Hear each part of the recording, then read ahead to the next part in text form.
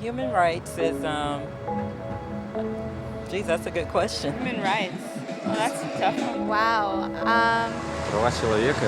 I don't even know how to give that a definition. I would probably have to do a little bit of homework or something. Any right that I think just as a normal, human, any... The rights that humans have?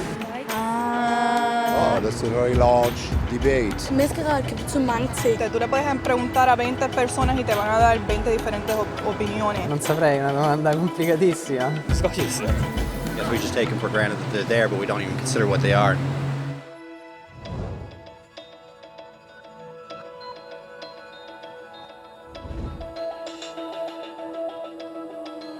حقوق بشر، حقوقی که به شما تعلق داره صرفاً به خاطر اینکه بشر هستید. شیوهی که طبیعتاً انتظار دارید با شما رفتار بشه و سزاوارش هستید، مثل حق آزاد زیستن، حق بیان عقیده و حق برابری با دیگران. حقوق زیادی وجود دارند و بیشترشون متعلق به گروه‌های خاصی هستند. اما حقوق بشر تنها حقوقیه که قطعاً در همه جا و در مورد همه صدق میکنه. یعنی بچه‌ها، پیرا، فقیرا، بازیکن‌های بسکتبال، کارگرا، خواننده‌های رپ، معلم‌ها، آفریقایی‌ها، سرخپوستا، آلبانی‌ها، مسیحی‌ها، مسلمونا، یهودی‌ها، بیدینا، مادرتون، پدرتون، همسایه‌تون و شما همگی دقیقاً حقوق یکسانی دارید. به عبارت دیگه این حقوق جهانیه. اما این سوال هنوز باقی میمونه. این حقوق چی هستن؟ Name the human rights? What the human rights are? The right to live. Equality between all peoples. Right to religion, the right to... Is there supposed to be a list somewhere I should be aware of? بنابر منشور سازمان ملل در مجموع حقوق بشر شامل 30 مورده که معمولاً با همدیگه و به سادگی حقوق بشر گفته میشن. این حقوق همگی در اعلامیه جهانی حقوق بشر که در این زمینه معتبرترین سند دنیاست لیست شدن. اما خیلی طول کشیده تا به اینجا برسیم. در ابتدا اصلاً حقوق بشری وجود نداشت. اگه عضو گروه خاصی بودید، امنیت داشتید. وگرنه خب نداشتید. اما بعد شخصی به نام کوروش کبیر تصمیم گرفت کل این شرایط رو عوض کنه. اون بعد از پیروزی بر بابل دست به عملی کاملا انقلابی زد. اعلام کرد همه برده‌ها آزادن که برن. علاوه بر این گفت که مردم در انتخاب مذهب خود آزاد هستند، صرف نظر از اینکه عضو چه گروهی باشن. مردم گفته‌های اونو بر لوحی سفالی که به استوانه کوروش شناخته شده ثبت کردند و به همین سادگی حقوق بشر شکل گرفت. این ایده به سرعت در یونان، هندوستان و سرانجام در روم گسترش پیدا کرد. اونا متوجه شدن که مردم طبیعتاً از قوانین خاصی پیروی میکنن، حتی اگه بهشون چنین چیزی گفته نشده باشه. اینا رو قوانین طبیعی نامیدن. اما کسایی که قدرت در دستشون بود مرتب این قوانین رو زیر پا میذاشتن. 1000 سال گذشت تا بالاخره در انگلستان پادشاهی اومد که قبول کرد هیچ کس نمیتونه حقوق مردم رو زیر پا بذاره، حتی یه پادشاه. بالاخره حقوق مردم به رسمیت شناخته شد و دیگه اونا از دست صاحبان قدرت در امان بودن. البته تا حدی. تا وقتی که یه عده شورشی انگلیسی استقلال خودشونو اعلام نکردن، پادشاه اینو قبول نکرده بود که همه آدما برابر آفریده شدن. البته نمیشه گفت که اون با این ایده موافق بود، ولی نمیتونست جلوشونو بگیره و اینجوری بود که آمریکا به وجود اومد. فرانسوی‌ها بلافاصله برای حقوق خودشون انقلاب کردند. لیست اونا حتی طولانی‌تر بود و اصرار داشتن که این قوانین ساختگی نیستن، طبیعی هستند. چیزی که مردم روم قوانین طبیعی میدونستن، تبدیل به حقوق طبیعی شد. متاسفانه همه از این موضوع چندان خوشحال نشدن. در فرانسه ژنرالی به اسم ناپلئون تصمیم گرفت که دموکراسی جدید فرانسه رو سرنگون کنه و خودش رو امپراتور اعلام کنه، امپراتور دنیا، و تقریباً هم موفق شد. ولی کشورهای اروپایی با هم متحد شدن و اونو شکست دادن. حقوق بشر دوباره موضوع داغ روز شد. قراردادهای بین‌المللی بسته شدن و در سرتاسر اروپا حقوق بسیاری به مردم تعلق گرفت. ولی فقط در اروپا. سایر نقاط دنیا هنوز نه تنها به نوعی از این حقوق محروم بودند، بلکه از طرف امپراتوری‌های بزرگ اروپا مورد تهاجم، تسخیر و بهره‌کشی قرار گرفتند. اما بعد وکیل جوانی از هندوستان تصمیم گرفت که این شرایط باید خاتمه پیدا کنه. اسمش مهاتما گاندی بود و علیرغم خشونتی که باش مواجه بود اصرار داشت که همه مردم دنیا حقوقی دارن، نه فقط مردم اروپا. و بالاخره حتی اروپایی هم کم کم با اون موافقت کردن. البته به این سادگی هم نبود. 2 جنگ جهانی اتفاق افتاد. هیتلر نیمی از یهودی‌ها رو در اردوگاه‌های مرگبار و وحشتناک نازی‌ها از بین برد. روی هم رفته 90 میلیون نفر کشته شدند. حقوق بشر هیچ وقت تا این اندازه به مرز نابودی نزدیک نشده بود. و دنیا هیچ وقت به این شدت نیاز به تغییر نداشت. به این طریق کشورهای دنیا با هم متحد شدن و سازمان ملل رو تأسیس کردند. هدف اصلی اونا تاکید دوباره بر ایمان به حقوق اساسی بشر، کرامت و ارزش شخص انسان بود. ولی حقوق بشر چی بودن؟ بیانیه کوروش کبیر، قوانین طبیعی روم یا اعلامیه فرانسه؟ به نظر میرسی که عقیده‌های مردم یکم با هم فرق میکرد که حقوق بشر چی باید باشه. اما زیر نظر النور روزولت بالاخره همه با مجموعه‌ای از حقوق که بدون استثناء در مورد تمام انسان‌ها صدق میکرد موافقت کردند. اعلامیه جهانی حقوق بشر. چیزی که فرانسوی حقوق طبیعی میدونستن بالاخره تبدیل به حقوق بشر شد. پس به طور خلاصه اولش فقط تعداد کمی از مردم که خوششانس بودن یه حقایی داشتن، تا اینکه یکی از اونها تصمیم گرفت و گفت آدمای دیگه هم باید یه حقایی داشته باشن که خیلی خوب بود. ولی همه موافق نبودن و فقط یه چندین هزار سال جنگ و بیانیه تصویب کردن و جنگ‌های بیشتر لازم بود تا بالاخره همه قبول کنن حقوق بشر به همه تعلق داره. و از اون به بعد همه به خوبی خوشی زندگی کردن. فقط یه مشکل کوچیک وجود داشت. اگه مردم حق غذا و سرپناه دارن، چرا هر روز 16,000 بچه از گرسنگی میمیرن؟ هر 5 ثانیه یکی. اگه مردم آزادی بیان دارن، چرا هزاران نفر به خاطر ابراز عقیدهشون تو زندونا هستن؟ اگه مردم حق دارن تحصیل کنن، چرا بیشتر از 1 میلیارد بزرگسال سواد خوندن ندارن؟ اگه بردهداری واقعا از بین رفته، چرا در حال حاضر هنوز 27 میلیون برده داریم؟ بیشتر از 2 برابر تعداد برده‌ها در سال 1800 میلادی. واقعیت اینه، وقتی که اعلامیه جهانی حقوق بشر امضا شد، رعایت کردنش قانوناً اجباری نبود، بلکه اختیاری بود. و علیرغم وجود تعداد زیادی اسناد، توافقنامه‌ها، قراردادها و قانون‌های دیگه، این حقوق هنوز چیزی بیشتر از کلمات نوشته شده روی کاغذ نیستن. پس سوال اینه، چه کسی این کلمه‌ها رو تبدیل به واقعیت میکنه؟ وقتی دکتر لوتر برای برابری نژادی راهپیمایی کرد، برای حقوقی که نزدیک به 2 دهه قبل سازمان ملل تضمین کرده بود راهپیمایی کرد، ولی هنوز راهپیمایی کرد. وقتی در دهه 1980 نلسون ماندلا برای عدالت اجتماعی قیام کرد، تقریباً 40 سال بود که کشورش با از بین بردن چنین تبعیضاتی موافقت کرده بود، اما هنوز جنگید. اونایی که امروز در برابر شکنجه، فقر و تبعیض می‌جنگن، انسان‌های قوی هیکل یا ابرقهرمان نیستن. اونا مردمن. بچه‌ها، مادرها، پدرها، معلم‌ها و آزاداندیشانی که از سکوت خودداری میکنن. کسایی هستن که فهمیدن حقوق بشر یه درس تاریخ یا کلمات نوشته شده روی کاغذ نیست. حقوق بشر سخنرانی، آگهی بازرگانی یا تبلیغات گسترده نیست، بلکه تصمیماتی هستن که ما هر روز به عنوان یک انسان میگیریم. اونا مسئولیتایی هستن که همه ما باید به عهده بگیریم. احترام گذاشتن به هم، کمک کردن به هم و حمایت از نیازمندان. همونطور که النور روزولت گفت، حقوق جهانی بشر اصلا از کجا شروع میشه؟ از جاهای کوچیک، نزدیک به خونه، اونقدر نزدیک و اونقدر کوچیک که در هیچ نقشه از دنیا نمیشه پیداشون کرد. ولی اونا هنوز دنیای خود فرد هستن. محله که توش زندگی میکنه، مدرسه یا دانشگاهش، کارخونه، مزرعه یا دفتری که توش کار میکنه. جاهایی که توی اونا هر مرد و زن و کودکی خواهان برابری در مقابل قانون، برابری در فرصت‌های کاری و برابری ارزش انسان‌ها بدون تبعیض هستند. اگه این قوانین در این جاها مفهومی نداشته باشن، در هیچ جای دیگه هم مفهومی نخواهند داشت.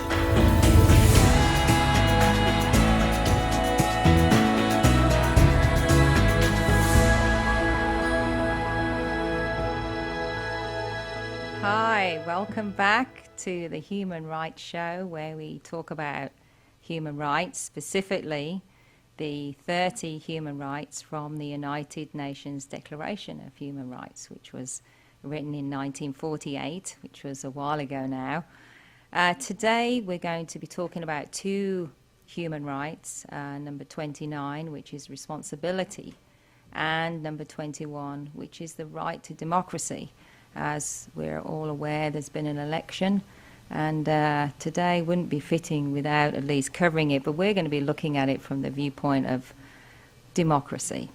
And I am Sharon Lonstein, your host today. I'm standing in for the beautiful Zan Rogers. And so to give you a bit of background, I'm a life coach. I have a passion for human rights, and our family has been involved in human rights for over 20 years in various guises across the globe, including the Middle East, which is why I'm so honored to be standing in for Zan on the show today. And also, just a little bit of trivia. I'm English, as you might have gathered, and today is November the 5th. So for anyone who may be in England, this is the day that we celebrate Bonfire Night. And Bonfire Night is where in England we celebrate a gentleman called Guy Fawkes, who tried to blow up the Houses of Parliament in 1605, and he didn't succeed. So we celebrate this by lighting lots of bonfires and fireworks, and we eat baked potatoes and sausages and marshmallows on the fire, and we actually burn an effigy of Guy Fawkes on top of the bonfire. So that's one definition of democracy, I think, right? Today we have a special guest. Her name is Maureen Kalamdaryan. She is the executive director of an amazing charity called Immigrants Charitable Foundation, ICF for short. She was born in Yerevan, I hope I pronounced that right, in Armenia, and her family emigrated to the USA. And she's going to talk to us today about her work and her passion for helping others, and how she takes responsibility, which will be number 29, and also, you know, her feelings about democracy from her background, which is going to be really interesting. But before we talk to Maureen in more detail, I just want to give you some news. Today's news story is very befitting of our guest. On the 17th to the 19th of November, there will be the 21st Annual Citizens Award from the U.S. Chamber of Commerce Foundation. This will be the first ever virtual awards program. Over its 21-year history, the U.S. Chamber of Commerce Foundation's Citizens Awards have recognized the most innovative and impactful corporate citizenship programs, raising the bar on social responsibility, there's that word again, and spearheading the transformation to a strong, healthy, and sustainable future.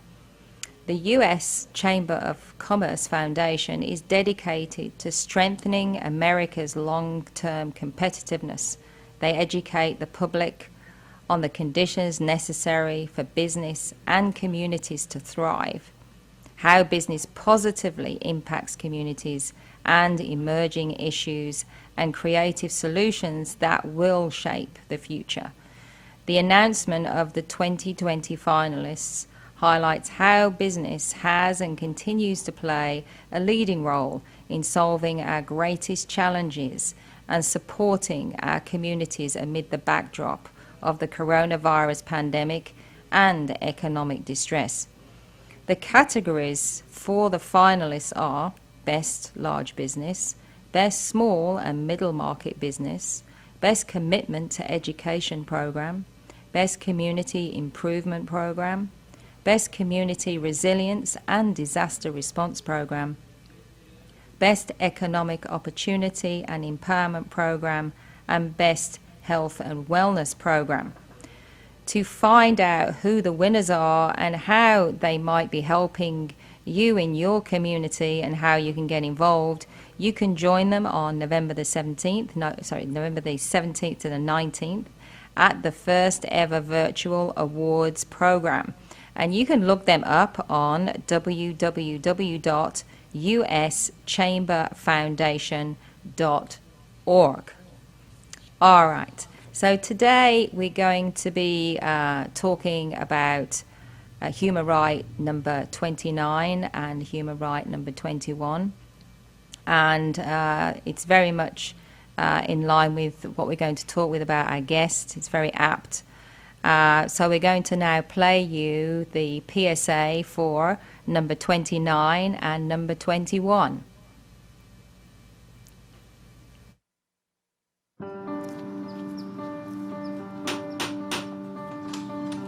Good morning. I'm here to read you your rights.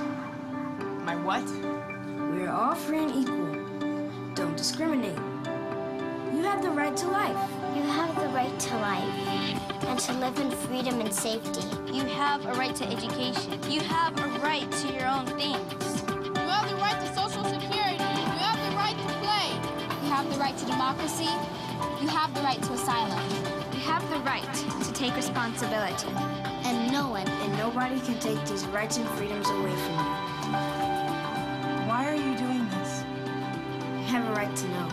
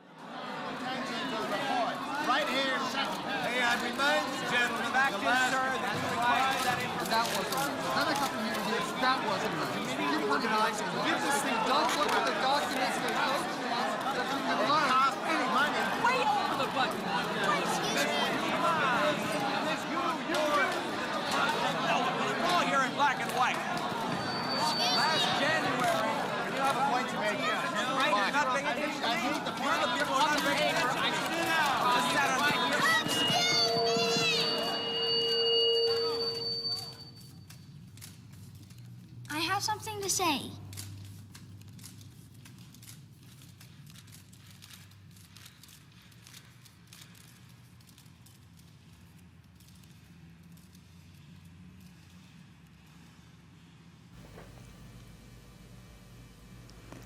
Now we're going to introduce our guest for today.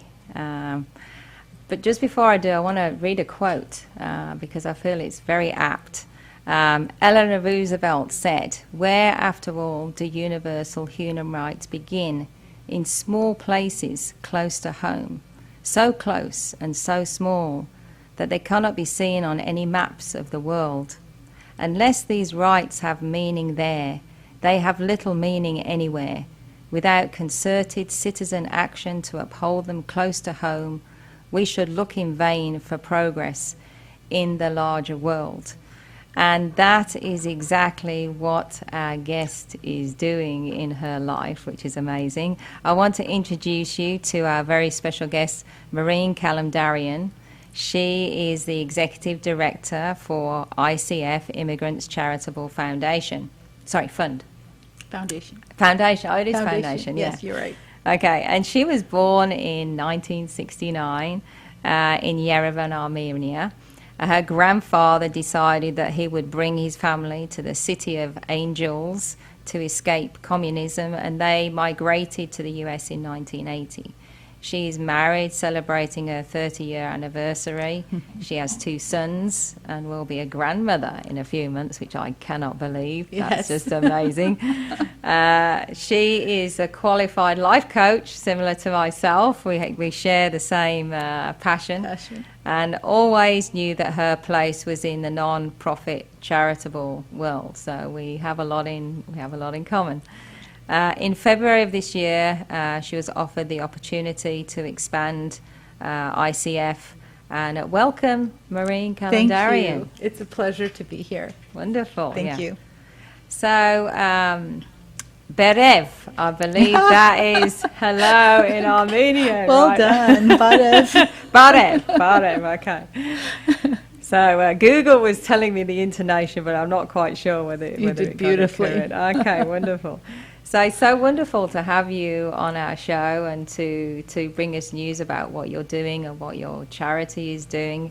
Wanted to find out what brought you to, what was your upbringing in Armenia? What's your story? How did you get to where you are today? Oh, my upbringing in Armenia, I was too young. I was 10 years old when we migrated. So it was just play in the yard, do homework, just be a kid. Right. And then when we came to the United States, it was learn a new language, learn how to exist in a new country, how to reconcile the two cultures. And how are the cultures different? Very different, yeah. Probably Armenian is a lot more like Iranian than American. The concept of I does not exist. It's family above the individual. Right. And so a lot of people struggle with wanting the I and having to reconcile with the, what do you mean you want? Who cares what you want? Oh, that's interesting.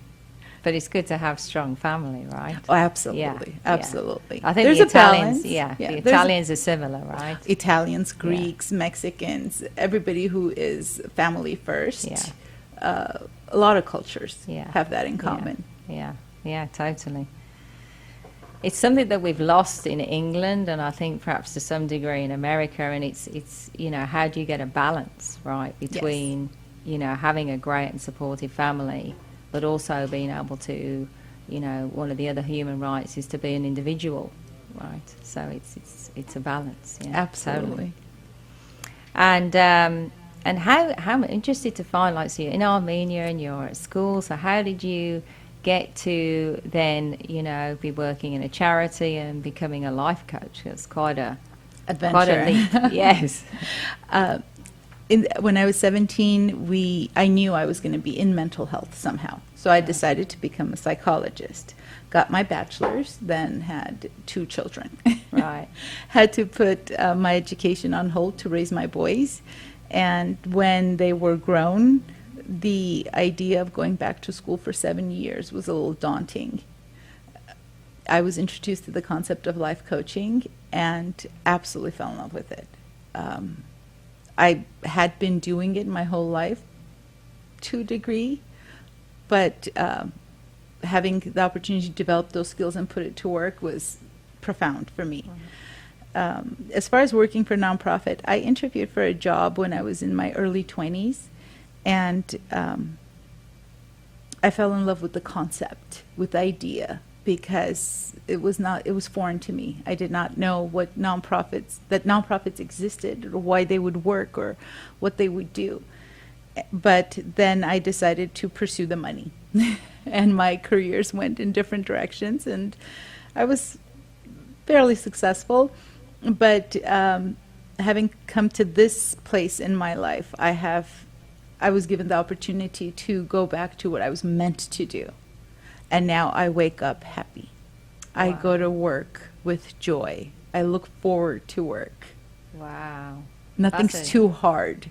That's a dream everyone right? has, right? Yeah, so well done for doing that. It's amazing. Thank you. I'm very excited.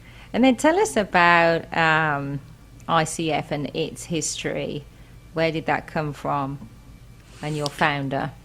Sam Kabushian. He's a LA City Commissioner. He founded this organization 10 years ago and called it Armenian Immigrants Charitable Foundation because he saw a need for legal assistance for people who were trying to become citizens. And after just a year of working AICF, he realized that this need extended to all cultures, all nationalities. And so AICF became ICF, Immigrants Charitable Foundation. And the doors were open to helping everyone. His objective was to help people become citizens, to give them a voice, to help them be involved in the process, and this goes to democracy. He's a very strong advocate of democracy, and it falls into place. Yeah, I can see that. And in Armenia, I guess it was under communism at that time, right? When we immigrated to the United States, Right. yes, it was communism. And did they have a vote at that time? Oh Lord, no.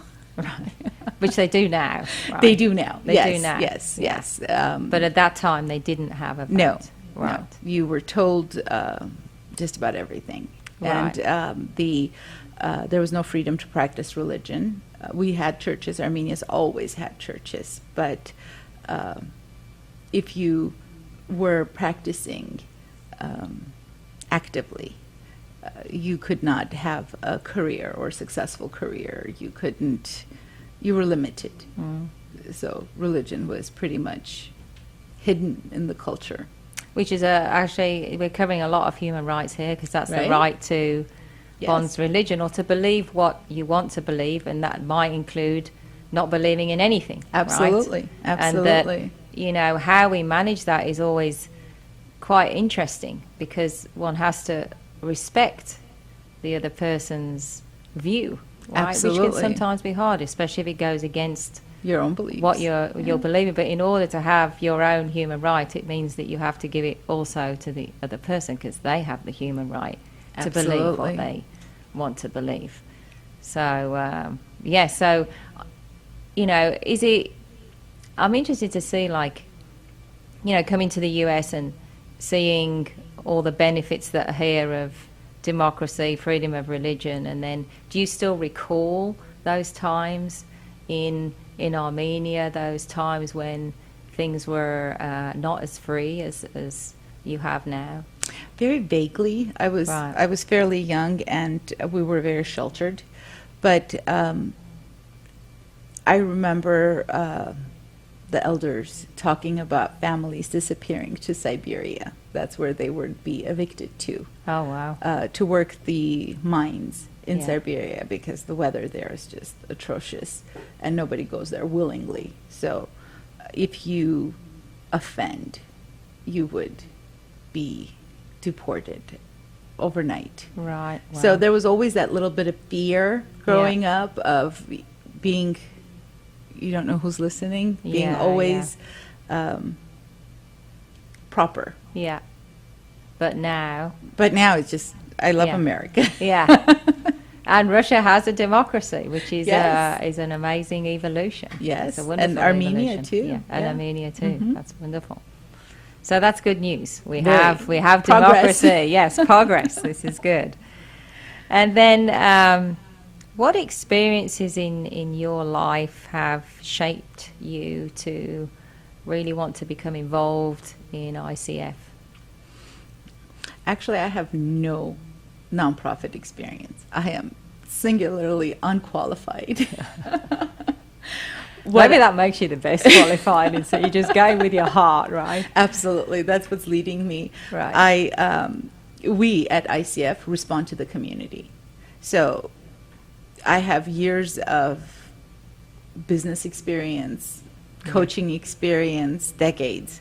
I don't think it can be that long. I'm dating myself. I want to bring that, but ICF gave me the opportunity to put all of my skills to use. Right.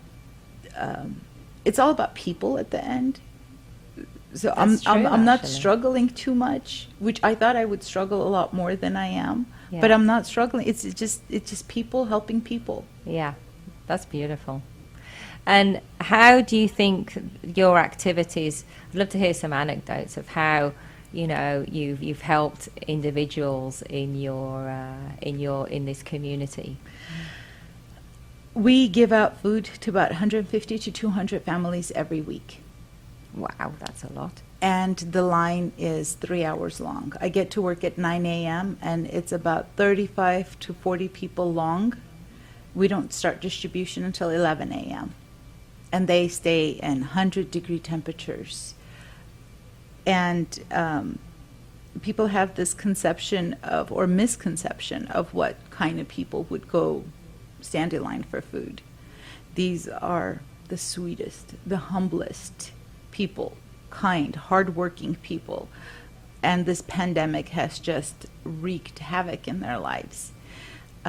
So this is not just homeless people that Oh, you're no. feeding. This is just Families. ordinary families, working families. Working families. I have one story. Lucia, she came to our offices about maybe 3 weeks ago to introduce herself and to tell us her story and to thank us. She is 56. She used to live in an apartment with her husband, and she has an autistic son.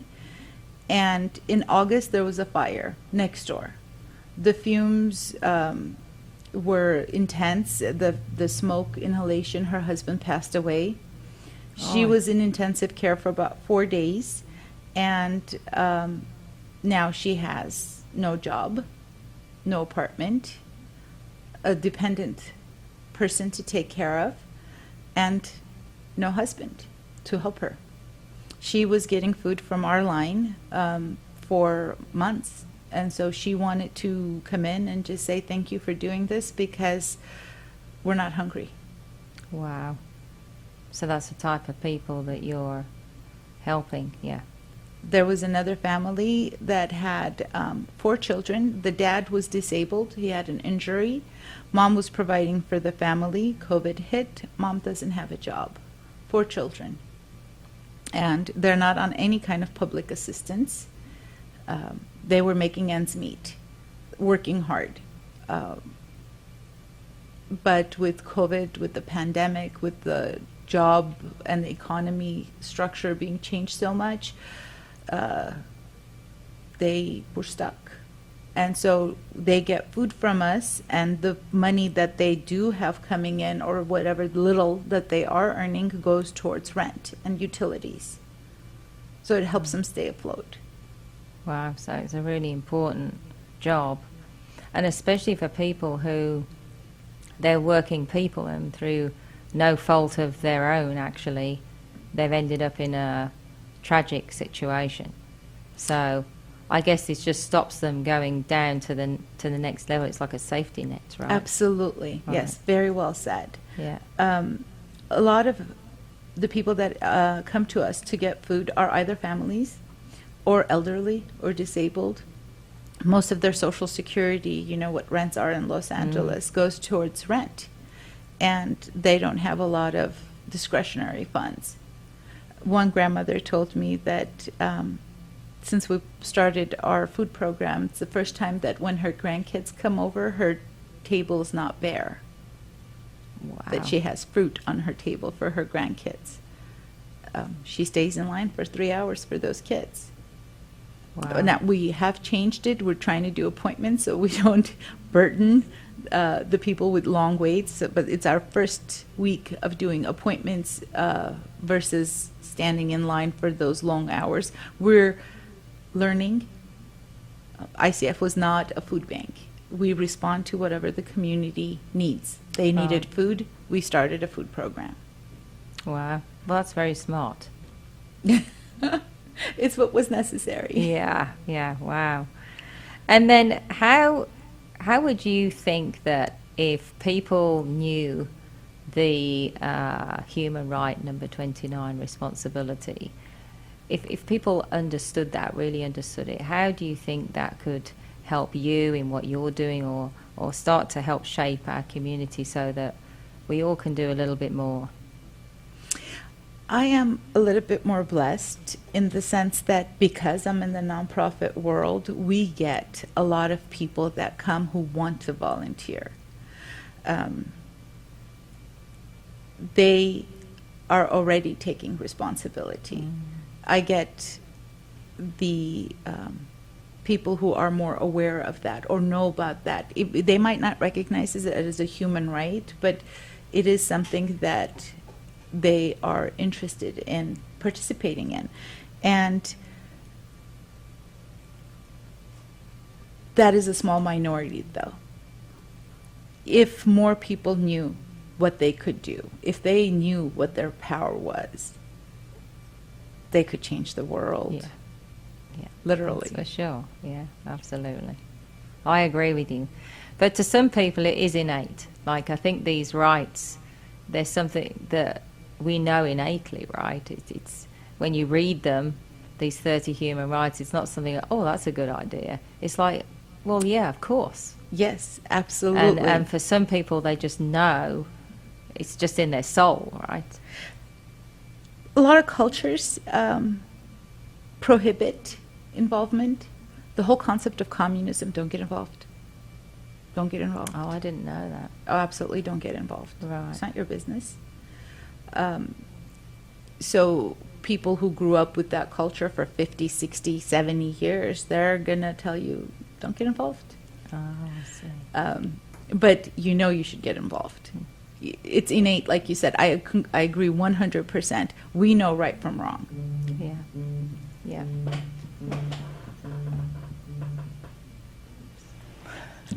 Okay. Well, thank you for that. That's awesome.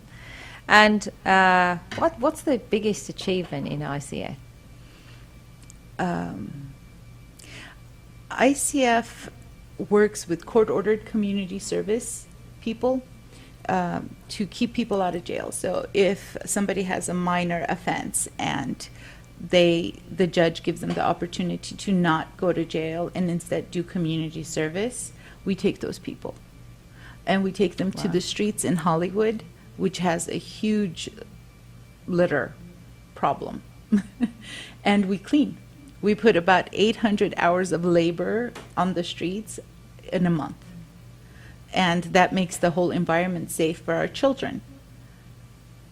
Wow, that's amazing. It's unbelievable how much trash there is. But clean streets, clean environment, clean attitude. People feel better when they walk out of their homes and their streets are clean. They feel very badly when it's littered with trash. Exactly, and that's part of taking responsibility again for your community, because it does. If you see a trashy street, how do you feel about your community? But if you see a clean street or a beautiful street, then you naturally want to, perhaps take more care of it or maintain a certain standard. Absolutely. Yes. Or even live there. Yes. Right? Yes. Yeah. Absolutely. Nice. Wonderful. And what are you most proud of in your accomplishments, Maureen? Getting the food program going in COVID times. That was a challenge. Nobody wants to work with new people, with new programs. Everybody is they're giving more. Everybody's very, very generous to their established partners. But the fear that COVID put into people, and everybody just withdrew and kind of shut down. But no was not an option. People needed food. Wow. Well, that's amazing. Congratulations. Thank you. Yeah, an extra challenge. And do you have organizations and different companies that help you? We have organizations that we collaborate with, absolutely. LA Regional Food Bank, Food Finders, they rescue food so it doesn't end up in the trash. Helping Hands Society of Los Angeles. Then there's the volunteer side, Grid LA, at-risk youth that come volunteer for us. These are kids that have been told their whole life that you don't matter. You're not going to be anybody. And then they come and they volunteer and they participate in something that's good, and people tell them, bless you, thank you, for hours on end. And you can see that spark, you can see that change in them when you're watching. Wow, that's really interesting. So really, it's a gift for young people, because this is the Youth for Human Rights.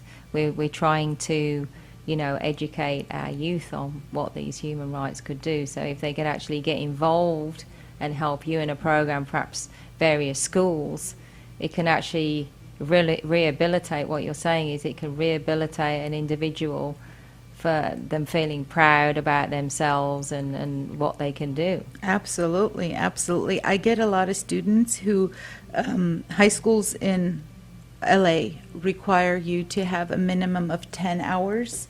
They might have adjusted this to COVID, but if you have 100 hours of community service, you get a special little cord when you graduate. Oh, nice. a lot of children, a lot of students want or need at least that 10 hours.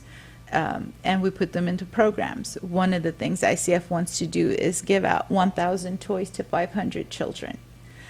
If mom and dad are standing in food line for 3 hours, there's not a lot of discretionary funds to have a Merry Christmas or any form of the holiday season. And our hope is for anyone who's considered a child 12 and below to come and pick 2 toys.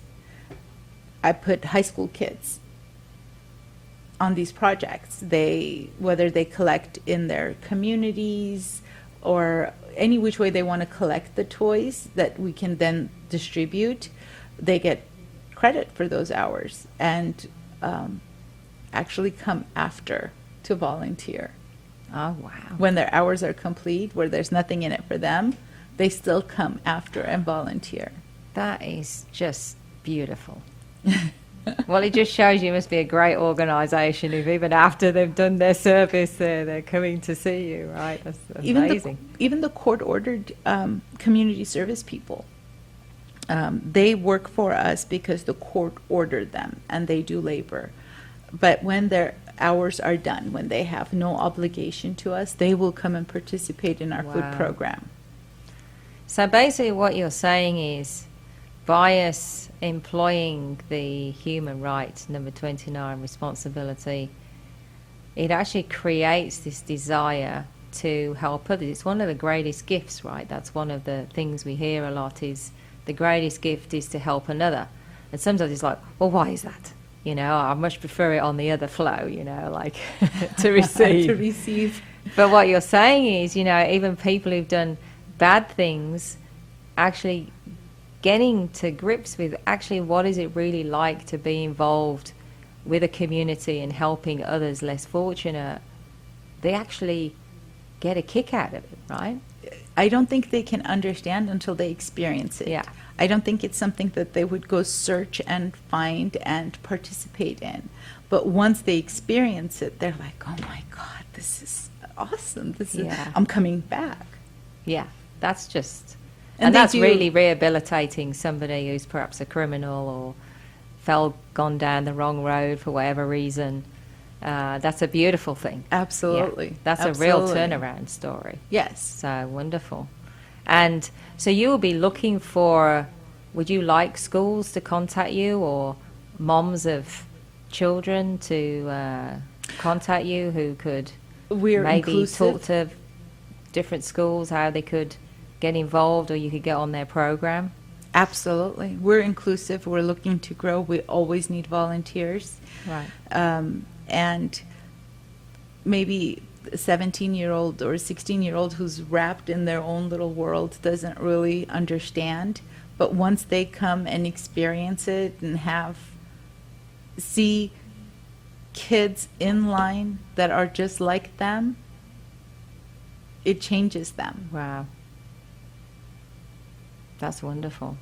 Where would they contact you if anyone has any children or schools that they would like to get involved in your program? How would they contact you? If you go to our website at immigrantscf.org, there's a way to get on our mailing list, or you can call me at 213-325-5056. Okay, awesome. And we'll schedule something. Yeah. We'll get the kids in there, give Yeah. them these wonderful life-changing experiences. Yeah, that would be amazing. All right, and what do you think, how can people get more involved in their communities? What do you think is really needed now? Just look around. Just look around. All of us have our passions. Some people are passionate about children, others about pets, others about elderly. It doesn't matter what your passion is. As long as you get involved in a field that addresses your passion, you will be fine. It will give you fuel to get up and do what you need to do. Just don't listen to the naysayers. And that's true. There's lots of those, right? Yes. That's why we've got you on here today. because there's lots of people out there who are not the naysayers, and we need to hear more from them. And do you think it's easier to get involved in a project helping your community if you hook up with a local charity like yours, for instance? Absolutely. If you are interested or if you have any skills, charities that are small like ICF, they're more fluid. They respond to the community. Recently, I've been getting a lot of phone calls for resumes. If you have the talent, you can come in a couple of hours a day and we'll schedule people who need their resumes done, and you can work on that. It's just whatever your talents are, whatever your passions are, there's somewhere for you to give those. Wow. Well, that's great. All right. Good advice to the community out there. And what are your thoughts on educating people on, or our youth on human rights?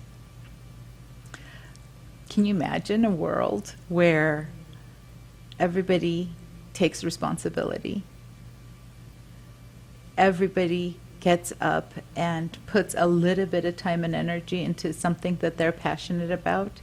It would literally change the world. I believe that all kids should be educated on their rights. Yeah. And once they understand they have the power to change, there's no stopping them. Yeah, totally. Yeah. That would be a great world indeed, right? Absolutely. I'd want to live there. Yeah, that's right. And then one of the things, of course, that the Human Rights Program, the Youth for Human Rights, they go into schools. There's an educator's kit that they have. It's a box. And you can see here, actually, we've got the one in Farsi. I think it's in over 90 languages. And they go into schools and they provide this pack for the teachers so they can take the kids through each human right. And they show the video that you've just seen today, some of those videos. Very powerful. Right. And they can get to do little projects and how they would apply it in life. And, you know, and obviously one of them, responsibility, would be that hopefully they would contact your organisation and... that would be amazing. How to apply that one, right? Yes. Absolutely. Awesome. And... do you still focus to some degree on the Armenian community, or are you now across every... ICF is inclusive. Yeah. We don't care what color, what race, what orientation, what gender you are. 2 legs, 2 arms, a heart, and a brain. Yeah. You're human. Yeah. We got you. That's nice. And what are your plans for ICF in the future? What are your plans? One thing I've learned in this last year is that ICF's potential is limitless. I am not necessarily clear on where ICF will go. Right now we're looking on continuing and expanding the programs that we have in place, but we will let our community guide us, because the environment 2020 has been such a challenge. The environment just keeps changing constantly. And so whatever the need is in the community, that's what we will respond to. Right. Well, that's a beautiful set of goals, right? Because that's surely needed, and who knows what challenges we're going to be facing from now until the new year. And or even yes, that's right. But one thing's for sure, as we both well know, there's many people out there that do need help in their community. You know. Yes, ICF recently did a project where we collaborated with other nonprofits at East Hollywood Neighborhood City Council, where they gave unhoused individuals haircuts, showers, shaves, new clothes, and the demographic had completely changed. When somebody says homeless, you imagine the unkempt older guy who probably has a drug or drinking problem. I would say about 70% of the people that came through those doors were young adults of different nationalities and different races. There wasn't one that was more predominant than the other, but they were in their 20s, polite, sweet kids that don't have homes. Wow. That was a little eye-opening. That's shocking, actually. It's really shocking. I'm so glad that you came on the show today, because I really want, anyone listening, please, to contact you to find out how you can help, because these smaller charities are built on volunteers, right? Volunteer hours. And donations. And donations, of course. Let's not forget that one. So please tell our listeners how to get a hold of you, so that if they can donate or get involved or help in any way, how would they get hold of you? Through our website at immigrantscf.org, you have access to email us to donate. If you have questions or want to see how you would fit in, please feel free to call me at 213-325-5056. And if you follow our Instagram, immigrants_CF, there's a link there to different programs that we have and the different donations that you may choose to participate in. Okay, that's wonderful. And how would you, what sort of areas are you looking for help in right now, just so people can get an idea of what you would be looking for?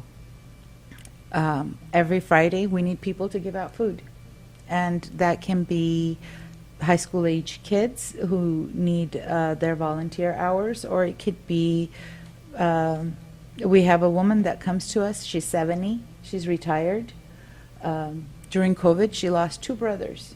But every Friday, she's there, like clockwork. Wow. And Wonderful. she helps distribute food, and she used to be one of the people that used to get food. Wow. And now she's paying it forward. That's beautiful. So She's anyone amazing. who might be on their own, actually it'd be a nice way to have a little community and build some friendships, and it's a win-win on every quarter, right? Absolutely, absolutely. Wonderful. Okay. So thank you so much for coming in today. I've really enjoyed talking to you, finding out about you and your history. It's very, very interesting. Thank you, Sharon. Thank you for for an the absolute pleasure. Oh, wonderful. And thank you for all the work that you're doing. I wish you every success in what you're doing. Thank you for the education you're giving. You educated me. Well, there we are. We're in a win-win. There right? you go. We all help each other. So we'd love to hear from any listeners. Please submit your videos. If you'd like them to be played, if you've defended human rights or applied them, any future topics you would like to be covered, or any questions that you might have. And if there's somebody that you would like us to have as a guest or a guest speaker, then please do let us know. And in closing, this is how you can get hold of Youth for Human Rights. We're the California chapter, so you can actually call the station here if you'd like to learn more about it, or indeed get the Farsi little booklets that we've got here that you can give to your kids. But the best way to get hold of us actually is through the website, which is www.youthforhumanrights.org. Drop us a line. Until next time, have a safe November. Not too many bonfires, I hope. We can't do that in Los Angeles, unfortunately. And see you again in December. And thank you to Marine Kalamdaryan. It's just been beautiful to talk to you today and find out what you're doing. Thank you. It's been a pleasure. Thank you for having us. You're welcome. Thank you so much. And I'll give you the Facebook as well, is Youth for Human Rights California. And the Instagram is at YHR California. Thank you so much. See you in December.